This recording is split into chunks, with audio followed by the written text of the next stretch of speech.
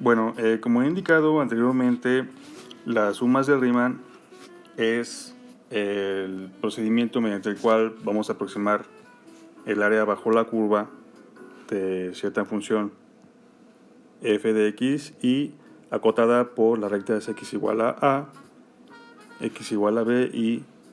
el eje x. Desde luego, el resultado de nuestra aproximación va a estar dado por la suma de las áreas individuales de cada uno de los rectángulos que tengamos en nuestra partición. Es decir, la suma de ahí,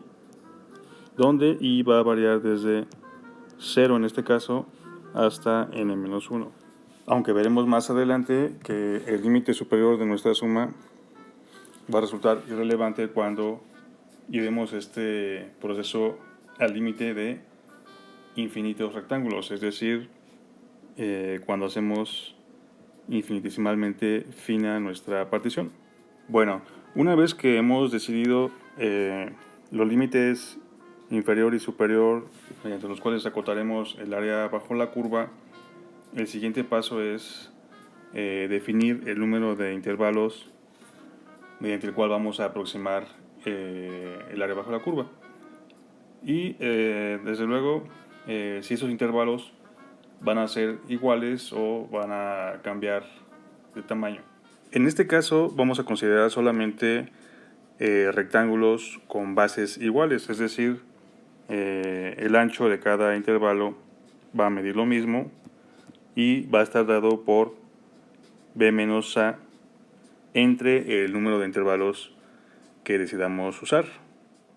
De tal manera que el área AI de cada uno de los rectángulos va a estar dado por el producto de delta x, es decir, su base, por su altura, que como vemos en la gráfica,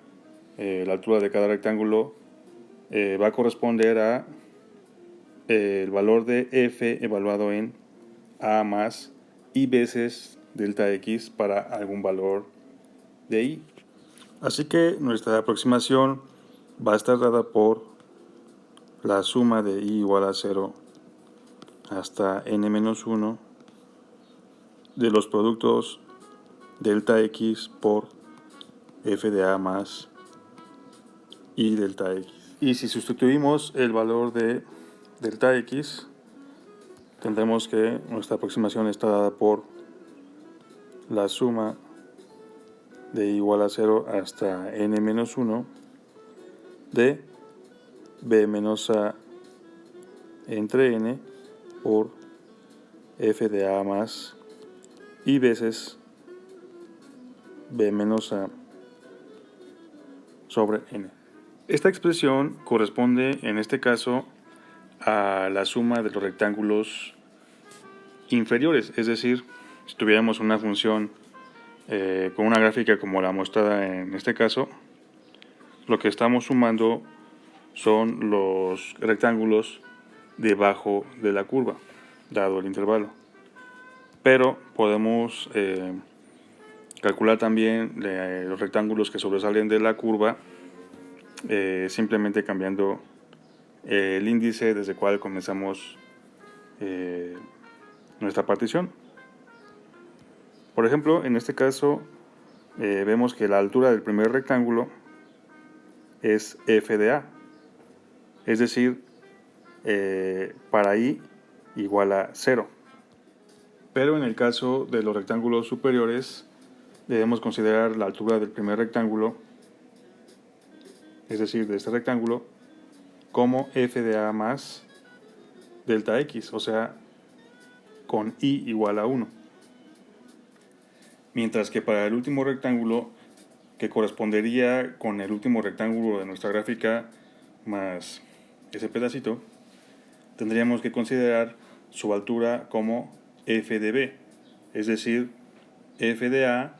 más n veces delta x. De tal manera que nuestra expresión para la suma de los rectángulos superiores sería la suma de i igual a 1 hasta n de b menos a entre n por f de a más y veces b menos a entre n. Bueno, entonces tenemos nuestra expresión para la suma de los rectángulos inferiores, otra expresión para la suma de los rectángulos superiores,